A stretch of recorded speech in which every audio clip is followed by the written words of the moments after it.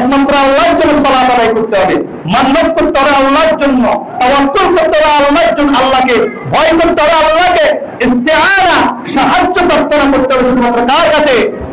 নাসরুম মিনাল্লাহি ওয়া ফাতহুন করিব। নাসর হচ্ছে কে? আল্লাহ হচ্ছে উত্তম সাহায্যকারী। শুধুমাত্র আল্লাহকে যে ব্যক্তি ভয় করবে, এই পাঁচটা গুণ যার মধ্যে থাকবে সে কি আবাদ করবে? মসজিদ এবং মাদ্রাসা আবাদ করবে। সুবহানাল্লাহ। আল্লাহ সুবহানাহু ওয়া তাআলা বলেন ফাসা উলাইকা আন ইয়াকুনু মিনাল মুহতাদিন।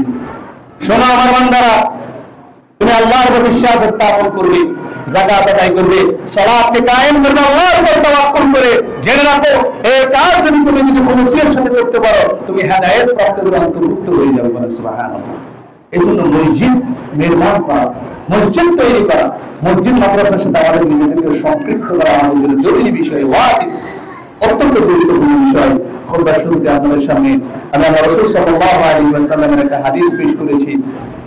হাদিসটি তিরমিজি এবং আবু দাউদের মধ্যে এসেছে, অন্যান্য হাদিসের কিতাবের মধ্যে এসেছে।